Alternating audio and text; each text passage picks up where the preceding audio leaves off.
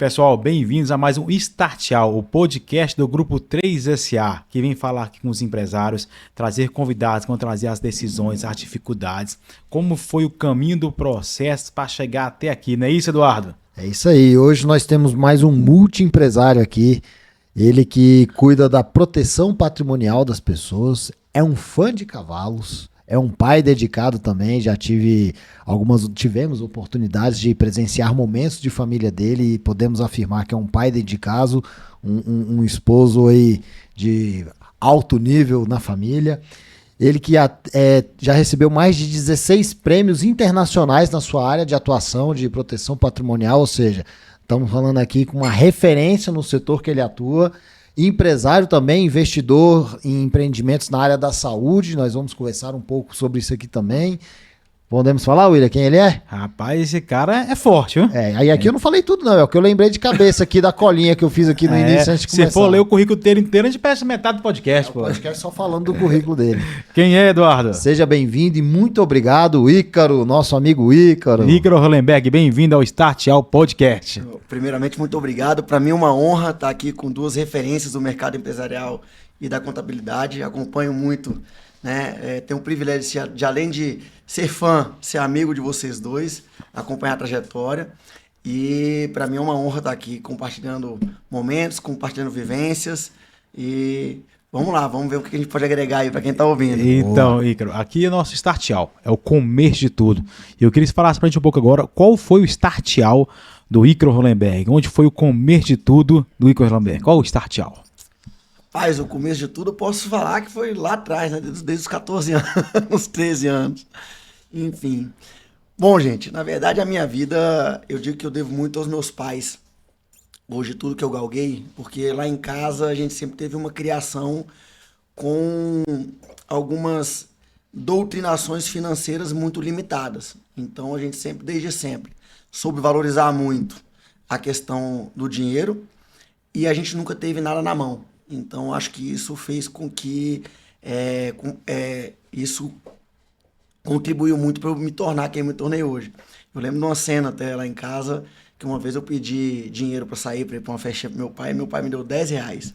Aí eu olhei para ele e falei, pai, mas o que eu vou fazer com R$10? Aí ele pegou de volta, você não quer não? Ele pegou de volta.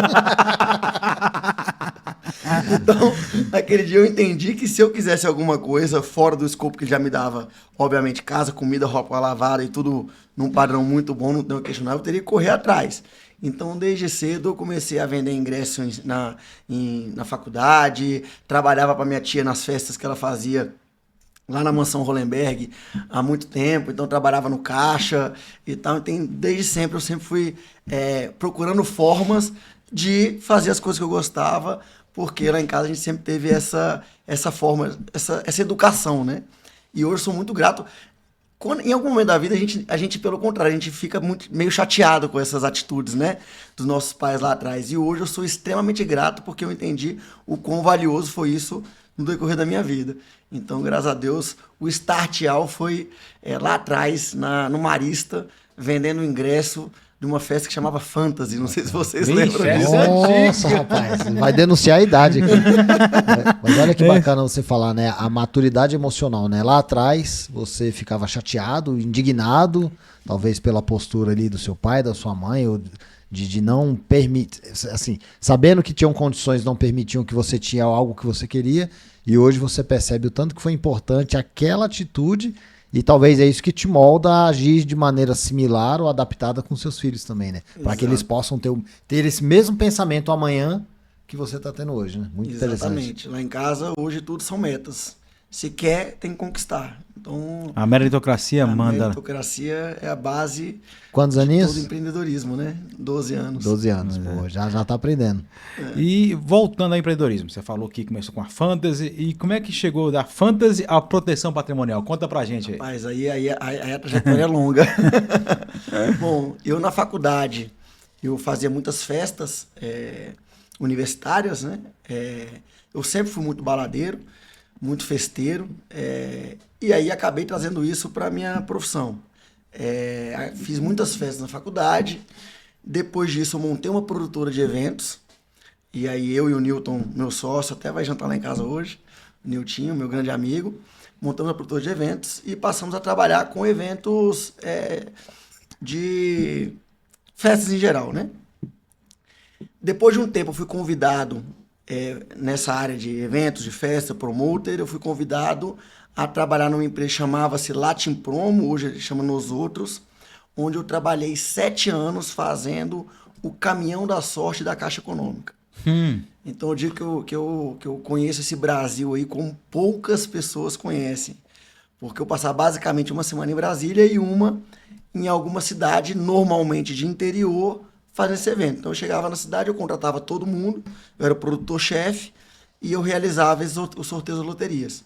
Então eu fiz esse sorteio diretamente em 85 cidades no Brasil, e normalmente em cidades pequenas. Então conheço aí esse Brasilzão como poucos.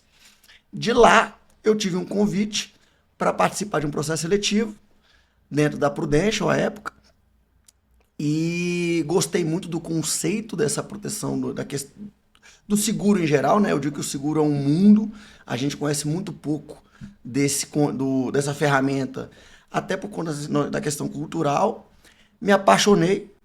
Quando eu entrei no processo seletivo, a única certeza que eu já tinha é que eu tinha que ter aquele produto para mim, pessoa física, entrando ou não na operação. Graças a Deus deu certo e eu tô aí há 13 anos no mercado securitário. Cara, que bacana. Teve uma época aí, até para desmistificar, a gente participou de uma apresentação do Bradesco. Que ano que era, William? Foi no Golden aqui em Brasília, mas...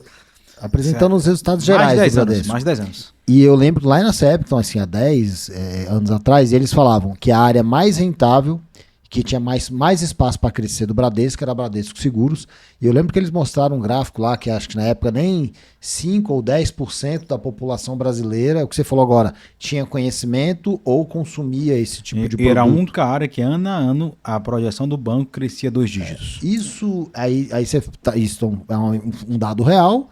E aí você está colocando aqui hoje que a gente ainda não conhece direito o mundo de seguros. Essa informação que a gente viveu ela 10 anos atrás, hoje, você ainda pode dizer que é um cenário parecido? Ainda tem muito crescimento ainda no Brasil? Já evoluiu muito, evoluiu bastante, principalmente o seguro de vida pessoa física, seguro de vida individual, eu diria, né? Hoje nosso percentual ainda no Brasil é muito baixo. São 16% da população já tem algum tipo de seguro. Só que quando você entra na esfera vida... isso na esfera vida, né? Você está trazendo também os produtos as famosas vendas casadas do banco. Quando a gente faz algum contrato com o banco, seja um empréstimo, seja um financiamento, um FCO, e ele, em tese, mesmo não podendo, mas ele te obriga a contratação de um seguro de alguma forma ali, ele te leva àquela situação. Então, hoje, o seguro de vida, pessoa física, real, feito de acordo com a necessidade, estudado, eu diria aí que em torno de 6% a 7% da população já aderiu a esse tipo de conceito. É muito pouco ainda, a gente tem muito a crescer. E aí, hoje, obviamente, o mercado tá amadurecendo. Eu digo que os países de primeiro mundo são de primeiro mundo porque são países securitizados, é um dos motivos. Então, o mercado tem amadurecido muito nesse sentido.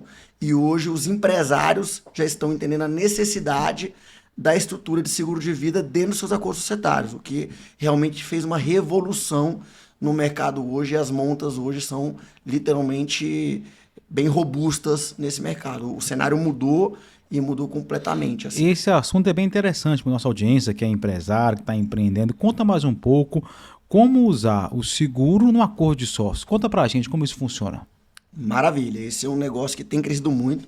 Eu digo que a maturidade do mercado traz isso, né? Tanto a maturidade financeira quanto a empresarial. Então, a gente tem essa evolução.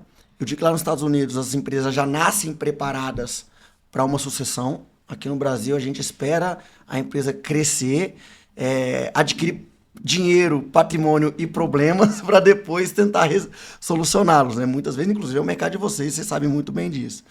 Então, essa estrutura do seguro dentro de acordos societários, a gente consegue explorar aí algumas formas de atuação dele, tá?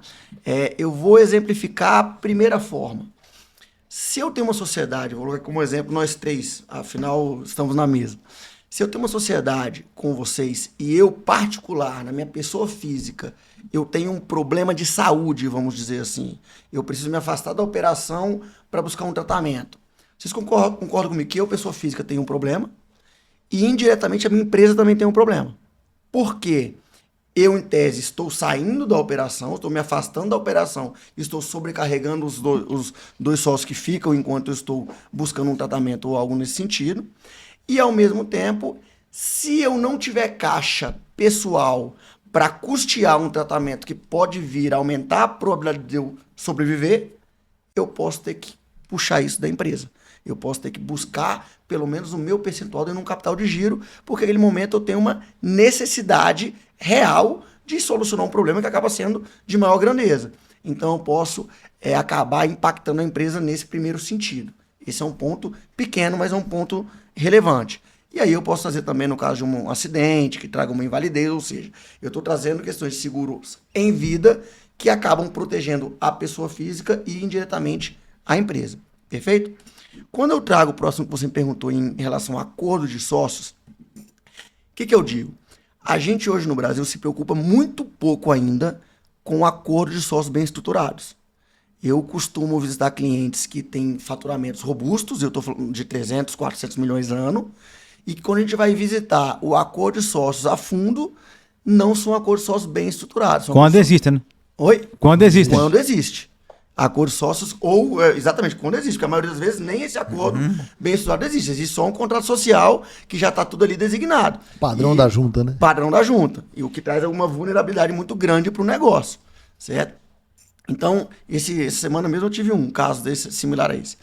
Então, quando eu vou e visitar esse acordo de sócios, eu já entendo que ali existem vários pontos ainda que estão muito vulneráveis, deixam a sociedade vulnerável.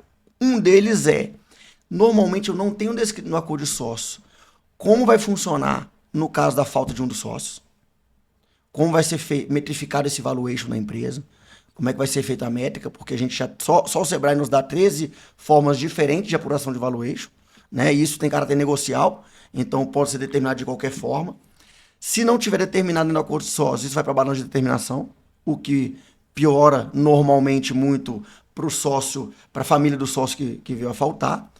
E quando eu tenho bem estruturado, eu tenho ali a métrica de valuation, qual vai ser utilizada, e normalmente eu tenho tempo de pagamento daquela cota. Porque, pensem, qual empresa que tem 33%, como é o caso dessa mesa, do valuation dela disponível imediatamente para quitar a cota de uma família, de um sócio que veio a faltar por algum motivo? Normalmente não tem. Então isso vai entrar numa negociação futura.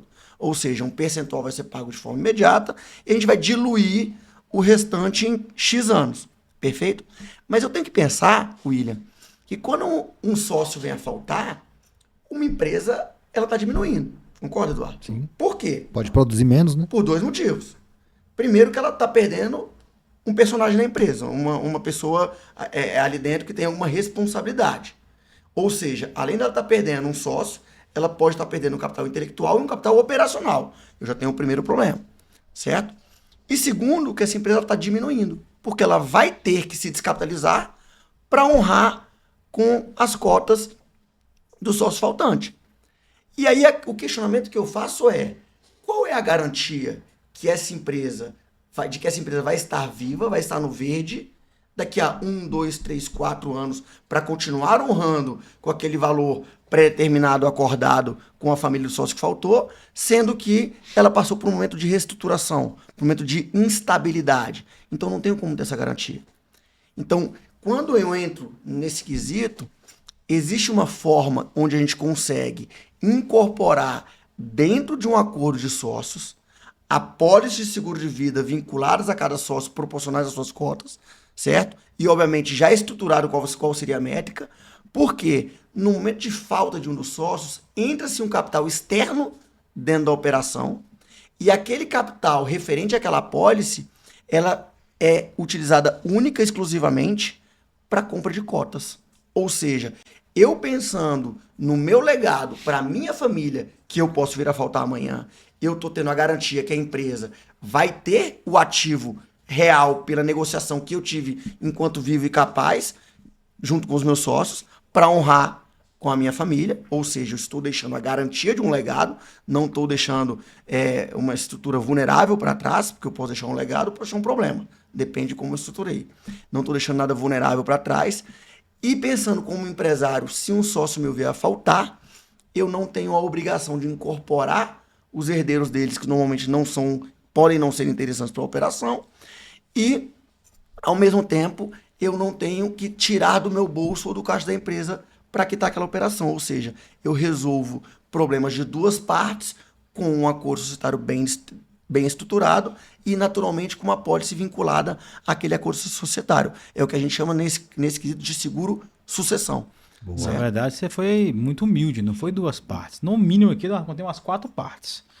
Eu tenho os sócios que ficaram, o sócio que veio a faltar, eu tenho os colaboradores da empresa, eu tenho os clientes da empresa e todos os outros aí que estão nesse ciclo. Você foi muito humilde em dizer que são 2 partes só, tá? Perfeito. Eu acabei me restringindo Mas empresa e família. Mas eu quero dizer aqui, pô, a audiência, que a solução ela impacta mais do que 2 partes.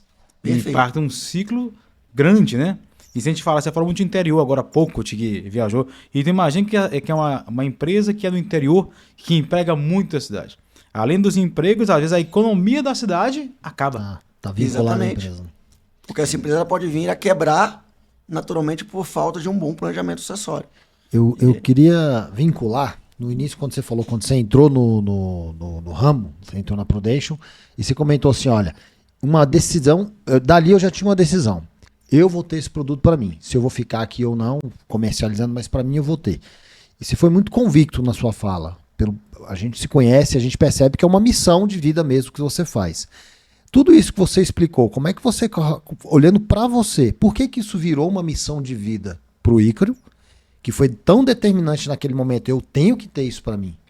Comenta pra gente como que se passou a ser o seu propósito de vida, atuar de tudo isso que você comentou aqui pra gente. Maravilha, boa pergunta, Eduardo. Na verdade, o que eu digo? Nessa vida, quem é vendedor sabe disso, que a gente só pode vender o que a gente acredita, né? Eu desconheço um vendedor que é bem sucedido em algo que não acredita. Então, naquele momento, o que eu entendo? A gente no Brasil, nós somos um povo muito alegre, muito festivo, mas ao mesmo tempo muito imediatista. As nossas organizações, normalmente, elas vêm para tudo que é positivo. Eu me organizo para o carro que eu quero comprar, eu me organizo para o apartamento que eu vou mudar, para a casa que eu vou construir, para a sociedade que eu vou fazer, para expandir o meu negócio, para viajar, para meu filho estudar. A gente se organiza muito porque é positivo, mas a gente não se organiza porque pode dar errado ao longo da vida. E isso é um equívoco muito grande dentro dos nossos planejamentos financeiros aqui no Brasil, certo? Por quê? Porque a falta de um planejamento nesse sentido, eu posso desconstruir todo, ou destruir, não vou nem falar de destruir toda uma história futura. Porque pensa o seguinte, se eu sou pai, se eu tenho a responsabilidade com a minha família de dar um bom padrão de vida, de dar uma boa educação, para que eles lá na frente, assim como a gente, caminhem com as próprias pernas e desenvolvam o seu próprio legado. Se em algum momento eu tiver algum tropeção, eu vou levar a tropeção como uma eventualidade ao decorrer da vida, ou se eu tiver uma fatalidade maior, eu posso colocar todo mundo atrás de mim numa vulnerabilidade muito grande, entendeu? Teve uma vez, há muito tempo, isso deve ter uns 6 anos, que eu estava conversando com meu pai, aí ele virou para mim e falou assim, filho, que aí outra parte quando você estava falando, que as partes que são impactadas, né? Ele falou assim, filho, por que você tem um seguro tão robusto? Porque na época eu pagava um seguro vitalício, que hoje está quitado, tem um patrimônio adquirido, e também alguns seguros temporários com alguns objetivos distintos de educação, proteção da minha filha, proteção particular e por aí vai. Falei, pai, na verdade é para me proteger, porque me protegendo, estou protegendo naturalmente quem depende de mim, na época eu tinha só uma filha, e para proteger você e minha mãe. Aí meu pai virou para mim assim, como assim proteger a mim? Eu tô aposentando. Na época ele tava fazendo 60 anos. 65. Aí pai, mas você é meu pai. Se eu tiver um problema grave e precisar de recurso para buscar um tratamento que aumente a minha probabilidade de viver, e que não é nem que garanta, que aumente, você liquida o que você precisar do que você construiu a vida inteira. Aí ele pagou. Só que você tá na fase de usufruir. Não na fase de construir. Chegando nos 65, você não tem mais idade, não tem mais energia para voltar lá atrás e ter o mesmo poder de geração de caixa. Então, eu estou protegendo naturalmente a mim e a quem está próximo a mim que compraria o meu problema naquele momento junto comigo. Ele parou para pensar e falou, realmente, eu nunca tinha parado para pensar nisso. Eu também não. E é uma reflexão bem interessante. Já vamos rever os nossos aí, tá? É bem interessante isso mesmo, né? E aí, uma coisa interessante que a Prudential, que você trabalha, já é conhecido. Eu tenho uma franquia que você trabalha, é uma marca mundial, é uma referência mundial. E aí, a gente fechou contigo, a gente é cliente do... Exatamente, são 2 clientes na pessoa física e na jurídica, diga-se de passagem. Exatamente. Eu tenho o orgulho de falar que a Associação da Audax, quem estruturou, fomos nós juntos e com o produto seguro de vida lá dentro. Exatamente. E aqui que a gente percebeu, né? A gente já tinha sido abordado com outros corretores da Prudential, uma empresa muito renomada, mas que a característica principal dessa empresa é o treinamento. Todas as pessoas que nos ofereceram a nós, nossos clientes, que a gente também tem clientes que têm Prudential, são pessoas bem treinadas. A Prudential acho que tem essa capacidade de treinamento de excelência. Sim, acho que sim, isso não podemos negar. É sem igual. Acho que não é só o produto. Quem trabalha com o produto é bem treinado. Acho que é uma parte que a gente tem que falar. E por que eu quero falar isso agora aqui? Porque a gente está falando num podcast empresarial. Qual que é a importância, Igor, de um treinamento, de uma capacitação para um produto? Porque o produto pode ser ótimo. Se ele não for bem explicado, não for bem colocado, você acaba estragando um produto que é bom. Me fala um pouco sobre esse treinamento, sobre a Prudential, sobre essa capacidade, se faz rotineiramente, como é que funciona isso para manter essa excelência? Eu vou me antecipar um pouquinho ao treinamento. Tá bom. Porque eu acho que é tudo um ciclo, né? Eu diria. Então, um dos pontos muito importantes é no processo seletivo para quem pode adquirir uma franquia. Então, ali eu já tenho uma seleção bem apurada dentro da companhia. Eu digo o seguinte, não basta hoje alguém levantar a mão e falar, eu quero comprar uma franquia, quero me tornar corretor franqueado da Prudential. Não. Você tem que passar por uma série de crivos para você adquirir o direito de possuir a sua franquia. Então, aí eu já falo de um fator de seleção apurado. Já ficou um monte de gente no caminho, certo? E já ficou um monte de gente no caminho. Não é qualquer um que vai ser treinado. Né? Exatamente, não é qualquer um que vai ser treinado, perfeito. Daí, eu acho que já facilita bastante. Então, dentro desse processo de seleção, como a gente falou que a gente não pode vender o que a gente não acredita, eu acho que uma das estratégias é eles entenderem, de acordo com as entrevistas, estratégias, perfil comportamental e por aí vai, se realmente aquela pessoa está acreditando no produto. Porque um dos pré-requisitos, inclusive, do processo seletivo é você estar bem posicionado no seu momento de vida atual. Está dentro ou seja, se você for CLT, que você esteja empregado, tenha um bom salário, tenha uma boa estrutura, tenha uma boa posição dentro da sua empresa. Se você é empresário, que a sua empresa esteja num bom momento, ou seja, se você estiver querendo procurar tronco em rio para não se afogar, daí ela você já não consegue prosseguir no processo seletivo. Vou fazer uma pausa. Teve agora um dia desse, um podcast com uma pessoa de vendas também. Ela falou exatamente isso, que um vendedor, ele não pode vender por necessidade. Aí eu vou pegar esse gancho dele, Eduardo, e colocar aqui agora. A Prudential, uma empresa, ela não aceita colocar como franqueado alguém que precise vender. Perfeito. Só para estou fazendo um gancho de 2 podcasts, mas que é um que é crescimento de vida, não a necessidade de resolver exatamente, exatamente. Porque, segundo a pessoa falou para a gente aqui, no podcast, isso traz uma venda ruim, uma venda me ajuda a vender. E na verdade o produto é para ajudar quem compra e não quem exatamente. Eu falo isso muito para meus clientes. Isso não pode ser mais importante para mim do que para você. Se for assim, tá errado. Se for assim, tá errado. É o que eu digo. A minha família tá garantida. As minhas empresas estão garantidas. Se Deus o livre, capotar um carro, cair numa escada, não sei o quê, tá todo mundo resolvido, inclusive eu mesmo. Então não pode ser mais importante. Se o empresário não botar a cabeça no travesseiro e entender que aquilo ali vai garantir o legado dele, a família dele, a empresa dele, e que é por isso que ele tem que tomar a decisão, não faz sentido. Mas pode continuar a parte de treinamento. Eu te interrompi só por causa dessa parte. Desculpa. Sem problema. Desculpa. Então daí já se afunila muito, né? É aquilo, você vai treinar. Eu não sou do meio futebolístico, mas não precisa ser muito inteligente para entender. Se eu tenho jogadores com talento e disciplinados, a chance do meu time ir mais longe é mais fácil. Então, daí eu acho que é o primeiro crivo. E o processo de treinamento, sim, a companhia ela disponibiliza muitos treinamentos individuais, hoje pelo EAD, né? Enfim. Então, eu digo o seguinte, se você quer se capacitar, ela vai te disponibilizar ferramentas. Isso não tenha dúvidas. Como na pré-seleção a gente já procura pessoas primeiramente interessadas, né? Então isso também já facilita bastante, porque você já está juntando o interesse com a disponibilidade de informação. Casa fome com a vontade de comer, né? Exatamente. E ao mesmo tempo, como modelo de negócio, você tem um master franqueado que te dá suporte, principalmente no início, te acompanha, vai com você nos clientes, para você começar a desbravar. Então você tem um treinamento tanto teórico quanto prático, muito determinante para o sucesso dos próximos dos franqueados. Então, eu queria pegar um gancho aqui, se você puder me permitir. Você falou do treinamento, tem que ser a pessoa correta para o treinamento correto. Eu vou colocar dois pontos se você puder comentar. Você é um empresário de muito sucesso, premiado, a gente já vai entrar na parte dos prêmios aqui.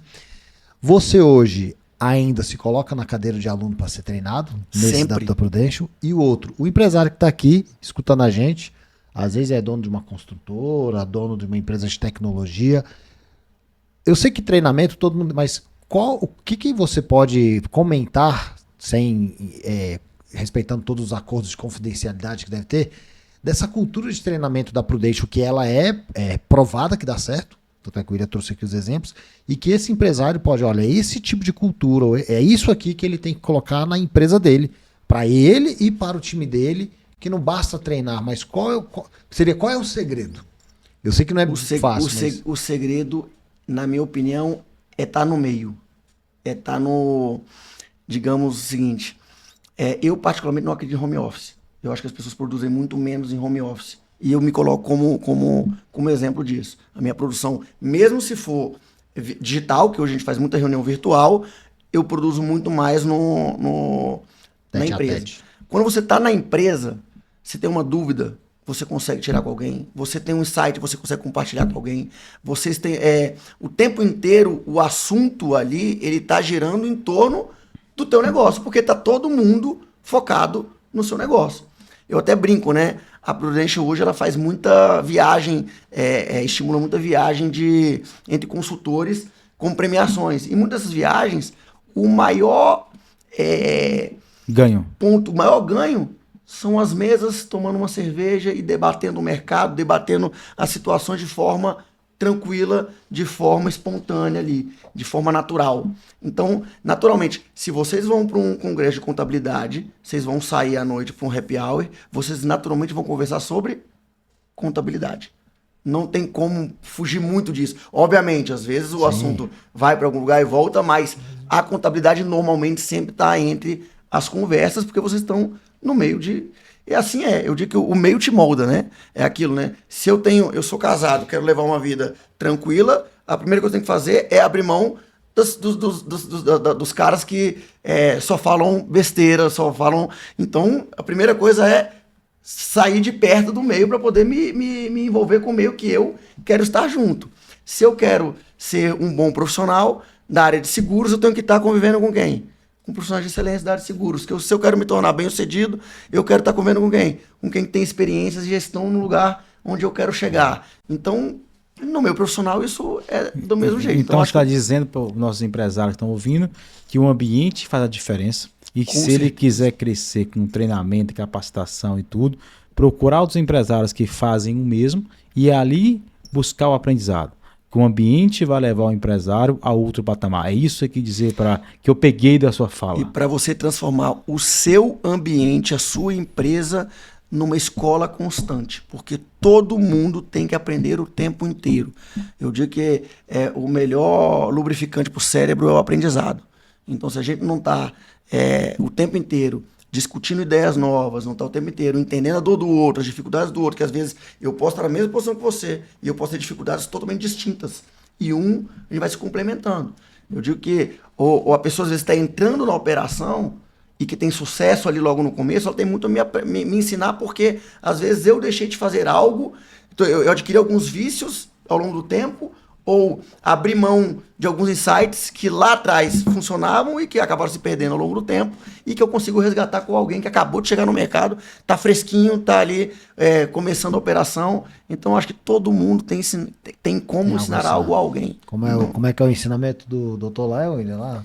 Todo mundo tem algo para lhe dar, nem que seja um mau exemplo. Exatamente. E seu Léo, às vezes chega uma pessoa com a esponja prontinha para absorver água, e ela consegue absorver algumas coisas que às vezes quem já tá ali no dia, aquela esponja já tá cheia, não esvaziou ainda, ela consegue te dar. E eu até falando de esponja, uma das minhas maiores diferenças, talvez diferenciais, é que a minha esponja eu tento estar com ela sempre espremida, sempre sequinha. Claro. Porque eu tenho uma conversa, alguém me deu um insight, alguma estratégia que está se utilizando, está dando certo, eu capto aquilo e já corro para aplicar imediatamente.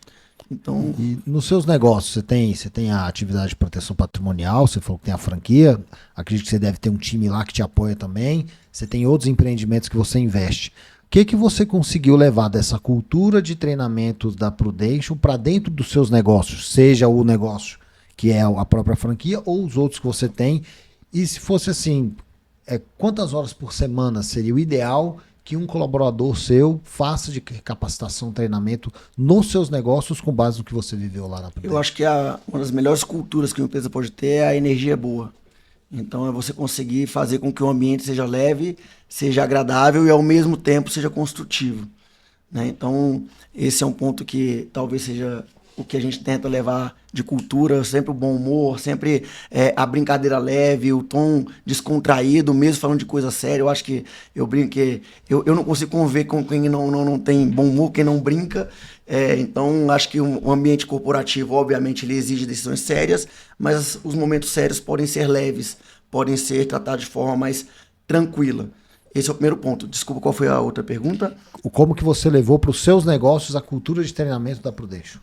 O treinamento ele é constante, né? Em todas as empresas que hoje eu sou sócio, a gente leva o treinamento como uma constância. Uma vez por semana é básico. É básico, é o mínimo, na verdade.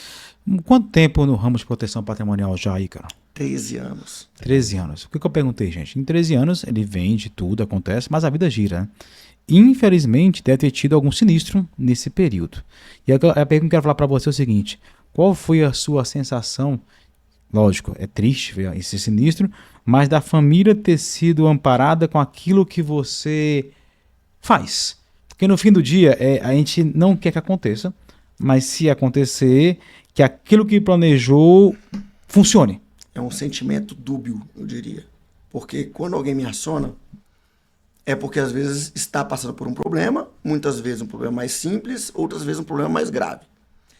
Mas, por exemplo, vou te dar um exemplo, não posso citar nomes, mas teve um empresário aqui em Brasília. A ideia aqui é que você passe para os empresários como funciona no momento difícil. Aqui essa conversa aqui é conversa de adulto. Maravilha.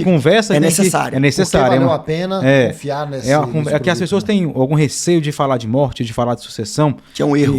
E o Startial é isso, é falar as decisões difíceis. Exatamente. E o que acontece quando você toma uma decisão difícil, mas ela funciona? Aí eu queria que você contasse essa experiência pra gente. Que às vezes não é nem só a morte. Você falou, às vezes eu poderia ter ficado doente, ausente por um período, e o seguro vem para suprir de alguma forma aquela perda. Sim, claro. E depois você pode ter... Não, eu tenho vários clientes que se tornaram amigos por conta disso, porque é um momento muito íntimo, né? Quando alguém tem algum problema de saúde. Quando a gente está vulnerável e alguém estende a mão, a gente entende aquela pessoa como uma pessoa muito mais próxima. E eu estou estendendo a mão de uma forma profissional, né? Eu estou cumprindo com o prometido, digamos assim. Então, eu vou trazer um caso aqui de um empresário aqui em Brasília, de Taguatinga, que ele tinha uma vida muito corrida, tinha 3 empresas, não parava em Brasília, e ele veio a faltar. Ele, nesse caso, foi um latrocínio, certo? Ele tinha uma empresa muito específica de tecnologia, e ele que tocava a empresa dele. Tá? Nesse caso, quando ele faleceu, essa empresa ela tinha 2 problemas. Por quê? Quer dizer, tinham vários, mas eu vou citar 2. Ele era casado e tinha um filho com uma ex-esposa, certo? Em tese, como ele é sócio majoritário e único da empresa, quem assumiu a operação? As 2 Famílias, famílias. Qual que é a chance de uma empresa dessa dar certo? Pensa comigo, essa empresa está recebendo alguém que não tem know-how, 2 pessoas que não têm know-how na operação deles, é uma operação muito específica, certo? Que traz já uma carga De litígio. uma carga emocional envolvida ali, né, para tocar uma operação completamente sem experiência. Naturalmente, essa empresa, como várias, estava alavancada em financiamentos, empréstimos, era uma empresa que estava muito bem posicionada, estava em um crescimento expressivo, mas passava por um momento de investimento, certo? O que muita gente não sabe, o seguro hoje é um ativo que ele é inalienável, impenhorável, intransferível, não entre partilha, não entre herança. Ele é um ativo que ele caminha por fora de um processo de inventário. E as pessoas confundem muito o inventário como um processo para transferir patrimônio, bens e direitos para alguém. Não. O inventário é para se apurar direitos, deveres, obrigações, Se sobrar, dívidas, e o que sobrar e se sobrar vai para a família, né? Nesse caso, as dívidas comeram o patrimônio. Qual foi o único ativo que sobrou para o filho dele? o seguro. O seguro de vida. O único. Então, naquele momento, quando eu fui na casa da mãe dele, que era beneficiária, inclusive, que ela cuidava do filho, foi um sentimento muito ruim. Quando eu entrei na casa, ela me abraçou, tô até arrepiado. Ela me abraçou e aí ela entrou na casa para pegar uma casa simples. E aí, a hora que eu olhei ele de lado, tava uma foto dele com um filho que tinha mesmo dado a minha filha. Eu comecei a chorar na sala. Comecei a chorar. Então, esse é um sentimento que na hora do pagamento, ele envolve um ambiente ali, Delicado. uma energia um pouco, ainda mais quando se trata de um tiro, né, de alguém que faleceu com arma de fogo e tal, é um sentimento ali confuso, pesado, perfeito, pesado, mas a sensação de ter sido a única ferramenta que resolveu financeiramente o futuro de uma família é maravilhosa. Eu diria que ele teve a oportunidade, que o filho teve a oportunidade de manter uma educação, de manter um padrão de vida, por conta da ferramenta do seguro de vida. Você foi um caminho que garantiu talvez ali condições de uma criança ter uma vida melhor. Exatamente. Através da decisão do pai. Você E foi eu uma digo- ponte, né? Uma ponte. E eu digo muito o seguinte, por que é importante a gente disseminar cada vez mais esse tipo de produto? Porque a gente ainda tem um certo bloqueio de falar de morte, embora a gente saiba que todo mundo pode morrer um dia. É a única certeza, que a gente que nós tem. temos é essa. Né? E que todo mundo pode morrer a qualquer momento, que todo mundo vai morrer um dia, né? Tá aí Henrique Maderite para dizer, um cara do bem, leve, astral, e que de uma hora para outra se foi, então não tem, ninguém sabe o dia de amanhã, né? Então, e quando a mãe dele veio me agradecer, eu falei, você não vai agradecer a mim, você vai agradecer ao Vitor, que foi o amigo dele que tinha me indicado para falar com ele, que tinha me pedido para falar com ele, porque sabia que ele viajava muito, que ele, enfim, que a família dependia 100% dele e tal. Você vai agradecer ao Vitor, porque se o Vitor não tivesse pensado nele, não tivesse me pedido para conversar com ele naquele momento, talvez eu não tivesse conversado. Que história, hein, Eduardo? Bacana, hein? História. Acho que isso traz aí para nossa audiência a importância de pensar não só no hoje, né? A gente falou um pouco sobre isso hoje no episódio, falamos aqui de novo. Planejar, né? Planejar, porque o amanhã tá ali e você tem isso, né? E é muito importante, eu agradeço muito contar isso pra gente aqui, pra nós mesmo, que foi muito arrepiante aqui essa história, muito assim, viver no dia a dia. E a gente que tem filhos, né, Eduardo? Pensa muito nisso, né? Não, você Como pega não pensar? O pai que não pensa num filho ele fala- não é pai. Você pega ele falando, seguro é um planejamento. E aí o Pavone ensinou pra gente, o Almirante Pavone, que se você fracassa em planejar, você tá planejando em fracassar. Aí você pega Esse site é bom, hein? Não, eu achei sensacional quando ele falou, se você fracassa em planejar, sem perceber, você tá planejando fracassar. Então você pega um exemplo desse. Se o nome do rapaz, não tivesse escutado o amigo, te procurado, talvez ele teria planejado o fracasso, não um fracasso, mas um caminho muito mais árduo e difícil de vida para o filho e para a família dele. Né? Exatamente. Quando você traz para os americanos, 90% da população economicamente ativa, obviamente, já tem algo no sentido, japonês, mas então aqui no Brasil a gente ainda está começando. Obviamente o mercado está crescendo muito, está crescendo em média, se não me engano, de 20% a 25% ao ano. É um crescimento então a luz está um pouco mais acesa. Expressivo, a luz está mais acesa, os empresários estão entendendo, começando a entender a necessidade de buscar um planejamento de sucessão, de entender que o meu sócio pode faltar, eu posso ter um problema, ou eu posso faltar e deixá-lo com um problema e ao mesmo tempo deixar a minha família com outro. Então, o mercado está se apurando. A gente tem hoje estratégias bem interessantes vinculadas ao seguro, que ao mesmo tempo formam-se capitais futuros, blindam-se dinheiro, enfim, são seguros que têm um caráter vitalício, um ativo que um dia vai ser liberado para alguém, e aí a gente tem várias estratégias diferentes que a gente pode utilizar, inclusive dentro de empresas.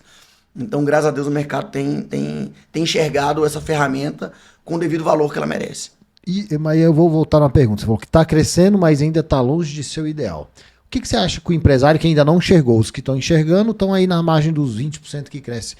Aquele que não enxergou, é medo, resistência, maturidade do brasileiro ainda, murrinhagem? O que mais caracteriza que o brasileiro ainda está tão distante? A população ainda está no nível de maturidade, não evoluiu? Acho que a população mais jovem. Acho que um pouco de tudo. Se a gente parar para pensar, a gente foi pensar em mercado financeiro aqui no Brasil há pouco tempo.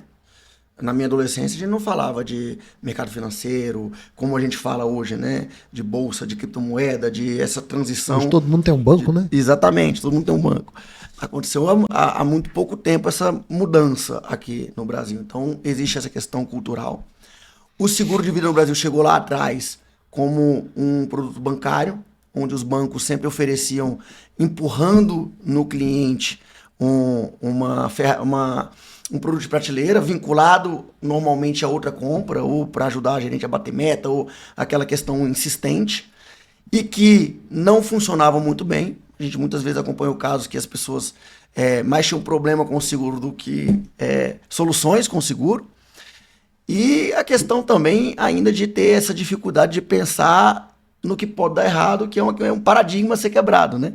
Então acho que a junção de tudo um pouco. Hoje o mercado está muito evoluído, você tem seguradoras hoje internacionais que estão no Brasil, atuam aqui com registro CNPJ aqui, com todas as regras que priorizam o segurado, com pagamentos imediatos, enfim.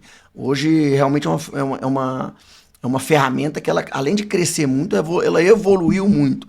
Você tem estruturas de seguro hoje onde a maior parte dos benefícios são em vida, ou seja, eu estou me protegendo em vida. Eu já recebi um seguro. Eu fiz uma cirurgia, eu tive uma ruptura da diástase abdominal, fiz uma cirurgia e recebi um seguro por cirurgia, que estava dentro da minha pólice de seguro de vida. Entendeu? Então hoje eu digo o seguinte, não precisa ter algo mais grave para eu acionar um seguro. Eu tenho seguro por fratura, eu tenho seguro por internação, eu tenho seguro, enfim. Ou seja, tudo que pode me causar um impacto financeiro, seja na minha produtividade empresarial, ou seja, no custo que eu terei que ter para buscar um tratamento ou um médico, uma cirurgia por fora de um plano, que a gente sabe que os planos de saúde hoje cada vez eles estão mais restritos, eu já tenho estruturas. E outra, por custos extremamente acessíveis. Se a gente vai pegar alguém do nível médio, mas extremamente acessíveis. Eu digo assim, muitas vezes eu falo para o cliente, por favor, isso aqui não é nenhum jantar com a tua esposa no mês, para você proteger de uma forma extremamente robusta a sua família inteira. É treinado mesmo, a gente. Não, nosso primeiro seguro foi esse. Teve uma das pessoas prudentes antes de você chegar que foi fazer conosco o seguro lá atrás e falou assim: não, obrigado e tal, não sei o quê, né? Um momento. Tá apertado. Ela falou assim: só uma pergunta, vocês costumam almoçar fora? Aí, às vezes sim, uma vez, às vezes. Vocês vão aonde? Vamos numa churrascaria tal. Aí quanto custa um almoço lá uma vez no mês? A gente foi caindo, sabe? Aí no pitch de venda. Aí foi caindo. Falou assim: não, custa X reais. Pois é. Se você deixar de almoçar uma vez no mês, você protege sua família. Eu falei, caralho. A lapada foi segura, hein? Caralho. Porque a gente tava naquela de defender, não, é porque eu não tenho capital hoje. Ela, então o problema é o recurso. Vocês gostaram? Faz sentido? Faz. É o recurso. Aí ela emendou nessa. Tá aqui o recurso. O que vale mais? Um almoço numa churrascaria ou a proteção para os seus filhos? Sua verdade. Hoje a gente gasta tanta coisa com questões tão supérfluas. Se a gente parar para olhar um iFood, um Mercado Livre na nossa fatura de cartão, a gente vai ver o que a gente gasta, né? Então, pegando esse gancho, pegando essa parte de vendedor, que no dia nós somos vendedores, quais são as principais objeções, me fala só 2 objeções que você tem na hora de vender o seu produto. Você tem as objeções. E conta pra mim aqui como é que você passa por elas. Por que eu tô falando isso? Porque eu tô querendo ajudar um empresário que vê isso aqui, que pode ser você ou outro profissional da área que vai vender, e ele tem essa objeção. Então já facilitar a proteção do empresário. Então eu queria que você contasse aqui 2 objeções. A famosa vou falar com minha esposa, que é essa objeção mais falsa que tem no mercado. E como é que você passa pra ela? Eu pergunto se toda decisão que ele vai tomar para a empresa dele, se ele pergunta para a esposa dele antes. Afinal, o sustento da família depende da empresa. Então, aquele momento ele está tomando a decisão pessoa física, mas que a família depende dele. Então, é exatamente a mesma Lógica. mesma lógica. Uhum. Essa é Uma clássica? uma clássica.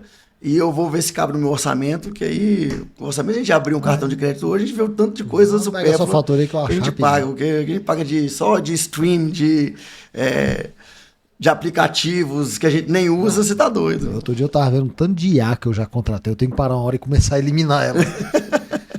E também trazer aí quando os planos são mais robustos, né? Porque aí a gente tá falando da pessoa física ali do pequenininho. Mas quando a gente tá trazendo com um empresário de high ticket, onde a gente fala da empresa, aí eu tenho que trazer o valor do tamanho do prejuízo que a empresa pode ter e o futuro da empresa, o futuro da empresa pode não ter por conta de ter negligenciado uma questão tão importante, né? Afinal, vocês são contadores. Quantas empresas vocês viram quebrar depois que um dos sócios veio a faltar? Vocês vão poder falar para mim mais do que eu nesse momento. Atrapalha pra caramba. Eu queria conectar aqui o que você tá falando, que dá pra perceber que você tem paixão quando você fala disso. A gente falou atrás da missão, tudo, e aí a gente fala muito de propósito na vida, e aí eu vou quando eu tava lá passando o Instagram, que eu tava vendo lá meu amigo Icaro, lá em Nova York, na Times Square, foi, acho que aquele momento assim, de felicidade por você, de curiosidade. Aí eu queria ouvir de você, como é que foi? Você foi lá na Prudente, falou, eu vou ter esse produto. Eu acho que foi quando você conheceu, talvez foi quando despertou o interesse, nasceu a paixão. Você entrou no mercado, colocou como propósito de vida. E eu não sei se ali foi, talvez de várias, mas uma grande premiação de sentimento de dever cumprido. Eu falando o que eu senti de fora. Eu queria, foi assim, cara, olha onde eu cheguei, onde eu estou, Topo do colocando mundo, né? energia, uma coisa que eu gosto de fazer, que faz bem para as pessoas, e onde eu estou sendo premiado. Comenta pra gente como é que foi a eloquência, a energia daquilo ali, que eu acho que deve ter marcado de forma única a sua vida. Aquele momento é inexplicável, né? Essa coisa momento da vida que a gente sempre sonha. Na verdade, nem que a gente sempre sonha. Que se eu olhar lá para trás, eu acho que eu nunca nem imaginava conseguir um dia atingir um momento desse, que foi estar, né? Eu fui em 2022, 2025, com uma premiação pelo meu resultado, pela permanência dos meus clientes na minha carteira, pelo NPS que eu tenho dentro da estrutura, que a minha corretora tem. Eu tive a foto lá no topo da Times Square em 2 anos. E agora, em 2026, vamos por 3º ano. Vou pedir música no próximo podcast. Já tá virando comum. E aí, pô, foi realmente é um sentimento maravilhoso, né? Você entender que você fazendo o que você gosta, porque eu brinco que eu trabalho fazendo o bem para as pessoas, então, na verdade, eu não trabalho, eu faço amigos, porque naturalmente a gente vai se aproximando dos clientes que viram amigos. Vocês dois são um grande exemplo disso. Hoje eu posso considerá-los como amigos. A gente começou a nossa relação como profissional, como clientes, né? Então, é muito bom você saber que você consegue alcançar realmente resultados financeiros, resultados na sua vida, resultados de reconhecimento como esse, poxa, estar num lugar que é o lugar mais visto no mundo, né? E fazendo o bem, fazendo o que é certo, dentro da ética, dentro da moralidade, e realmente protegendo pessoas, famílias, empresas, legados. Então, graças a Deus, eu digo que eu sou muito feliz. Eu até brinco, né? Literalmente, trabalhar para mim não é algo que me canse, não é uma carga, porque é isso. Eu consigo, graças a Deus, levar tudo isso de uma forma muito leve, muito tranquila, porque acho que está muito vinculado a saber, ter certeza que eu estou fazendo o bem. E estou sendo bem remunerado por isso. Cara, a gente falou bastante aqui de família, falamos de trabalho, experiências de vida, falamos agora do momento de prêmio, mas eu gosto de falar de lazer também. E eu sei que meu amigo, ele gosta tanto de cavalo. tanto de cavalo, que assim, você já viu aquela história, Eduardo? Você vai viajar e tal, aí você leva a família junto, chama todo mundo, aluga um ônibus, aluga uma van. Agora, a primeira vez que eu vi alguém alugar um caminhão pra levar cavalo pra praia. Conta pra gente aí. Conta pra gente aí. Arruma a mala aí pra gente. E cada vez mais ele arruma mais adeptos ao ecossistema. Né? Cadê o Edu Vieira? Exatamente, cadê o Eduardo Vieira? Na verdade, o cavalo sempre teve na minha vida, né? Desde que eu sou criança, na pré-escola, eu desenhava só cavalo, todos os meus desenhos eram cavalos. Meu pai sempre teve fazenda, então... Cavalo de fogo. Cavalo de fogo era meu desenho predileto, a Sara lá no Cavalo de Fogo. Eu lembro, né? E aí eu passei a minha infância inteira vinculado a cavalo. Nas férias, naquela época não tinha celular, tinha um funcionário da extrema confiança do meu pai na fazenda, que eu digo que ele que me ensinou a montar realmente. E eu ia pra fazenda, passava 30 dias na casa dele, trabalhando com ele, mexendo com gado, montando a cavalo todo dia, cortando capim, botando no coxo. Ali era um lazer para mim aquilo. Então, desde sempre eu sou apaixonado pelo cavalo, o cavalo me acompanhou. Eu tenho um cavalo tatuado, inclusive, em mim. No meu casamento, entrei montado a cavalo, a minha esposa entrou montada a cavalo. No aniversário da filha também? No aniversário da minha filha, da primeira, ela ganhou um pônei aos 2 anos, agora da segunda ela ganhou um pônei com 1 ano. Eu, na minha lua de mel, fui pra África, pra um safari a cavalo na África. Meu último aniversário foi uma cavalgada chegando na festa, vocês puderam me prestigiar lá.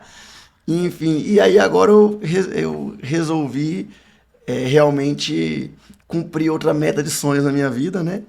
E a gente levou 10 cavalos para passar um verão lá na Praia do Saco, em Sergipe, que é uma praia maravilhosa, com companhias maravilhosas, organizamos de uma forma, obviamente, sempre muito preocupado com o bem-estar dos animais. Então a gente só fez o deslocamento à noite por conta da temperatura. Então a gente saiu de Brasília, viajou uma noite inteira e a primeira parada foi em Bom Jesus da Lapa. Os animais ficaram todos soltos, em pastos fartos, com sombra e água fresca por 12 horas descansando. Depois, mais uma viagem à noite, onde chegamos na casa. Era uma casa muito ampla, com muito arborizada, então eles ficaram com comida à vontade, obviamente, água limpa à vontade. Inclusive, acho que eles curtiram tanto quanto a gente. E fizemos passeios deliciosos nas dunas, no encontro do Rio Comar, na praia, enfim, sempre regado a uma boa cerveja gelada, porque eu digo que a cerveja tempera a vida, né? E boas amizades, família. Rapaz, eu consegui juntar amigos, família, cerveja gelada, praia, sol e cavalo, pelo amor de Deus. Melhor que isso não tem, né? Pra mim, não. E foram vários dias, né? Vários dias, foram 16 dias. Muito bom. Ping-pong, William? Bora! O Ícaro é da nossa idade, ele vai lembrar do bate-bola que a Xuxa fazia lá, né? Leve e traz. Vambora. Ícaro, pegando aqui, você tá num negócio, vamos dizer que tradicional, né? Você é empresário de outros setores, a gente nem falou um pouco aqui que você investe na área de saúde, eu não sei se teve alguma correlação de proteção patrimonial para você entrar nos outros negócios, mas negócios tradicionais ou escaláveis? Eu admiro muitos escaláveis, mas eu sou um pouco do tradicional.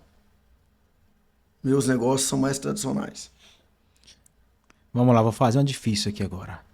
Maior paixão: seguro patrimonial ou cavalos? Rapaz, depende. Pro lazer, os cavalos. Pro trabalho, seguro. Você viu que ele não optou, não. Ele foi com os dois, né? Ele separou, né, Eduardo? Você viu, né? Você viu. Rapaz, então tá bom. E aí, hoje, o que você falaria para uma pessoa escolher liberdade financeira ou segurança patrimonial? Depende de qual momento da vida. Eu diria que... Vou ajudar você. 25 anos de idade. 25 anos de idade, proteção da capacidade produtiva dela. Ela não teve tempo de construir ainda. Então o impacto nela vai impactar... Foi o caso que eu contei do meu pai. Vai impactar na família. Se ela tiver um problema, ela corrói o patrimônio familiar. E um profissional, um pai aí altamente premiado, de sucesso, qual que é a próxima mira do Ícaro, ainda no ramo aqui do proteção patrimonial? Você já chegou lá, agora só vou pela 3ª vez.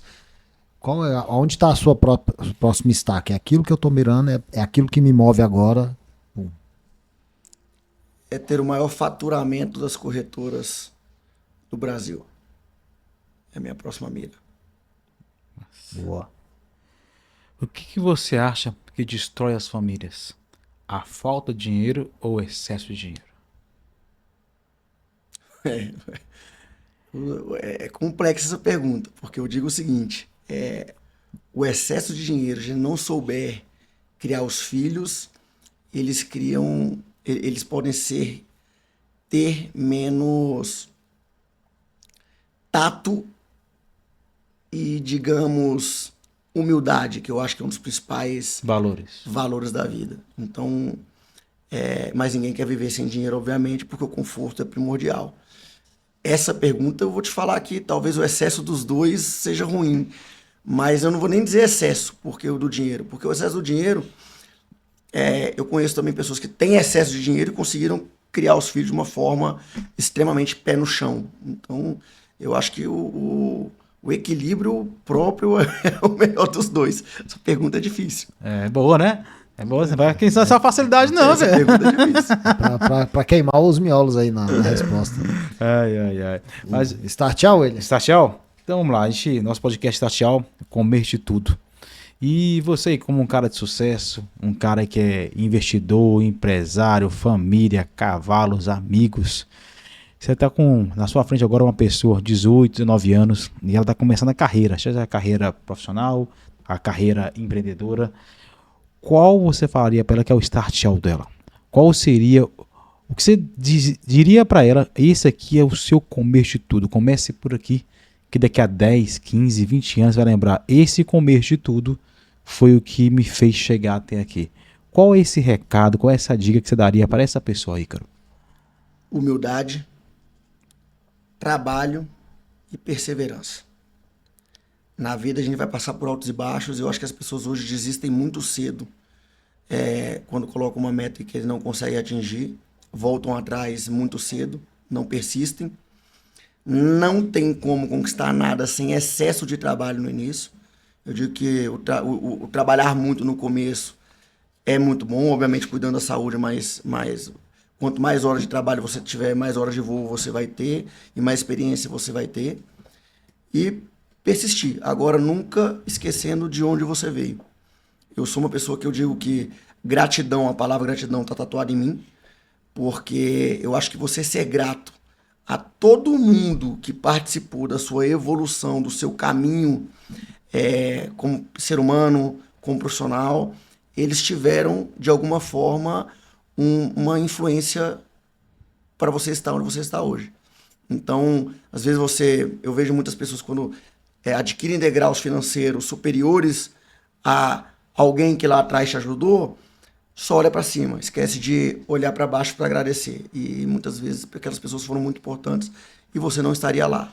Então eu sou uma pessoa que a gratidão ela faz parte da minha vida. Eu acho que a humildade e a gratidão caminham juntas e minha meta de vida talvez é conseguir passar para os meus filhos o quanto esses dois sentimentos são importantes, essas duas reflexões são importantes e carregar sempre junto com elas. Então, humildade, trabalho e perseverança.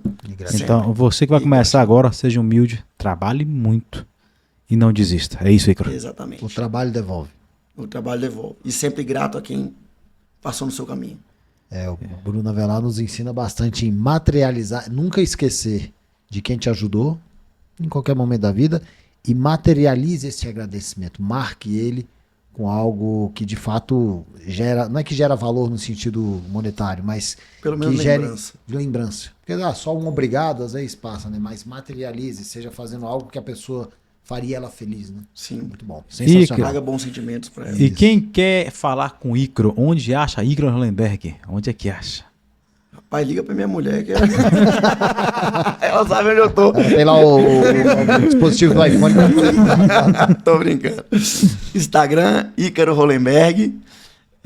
Meu celular, 61982654139. E aqui eu queria até deixar a porta aberta para quem está começando a carreira, para quem está começando na carreira de vendas ou na carreira de seguros, podem me procurar, eu sou uma pessoa extremamente aberta, não, assim, estou aberto para quem quer aprender também, não só para quem quer comprar. Então, estou aí totalmente disponível para quem tiver. Aí, pessoal, olha que bacana. Ícaro tá aqui, Ícaro tá aqui oferecendo servir a mentoria dele de como ajudar as pessoas. Chega na vendas profissional, isso que é servidão. Vou melhorar, vou oferecer conselhos, que a mentoria eu não tenho estruturado ainda. Mas o seu conselho é uma mentoria. Sabe por quê, Ícaro? Conselho a gente dá daquilo que já viveu, você já viveu muito. Graças a Deus. Já viveu muito. Então, 41 anos vivendo bastante.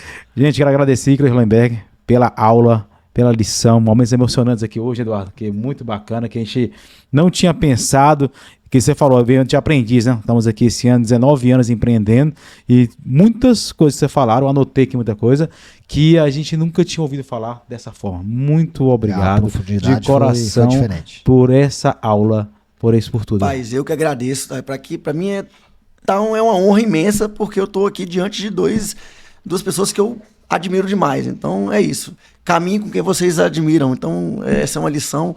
Tá aqui o reflexo disso. Muito admiro, obrigado. Gosto, são pessoas que sempre me senti bem, à vontade.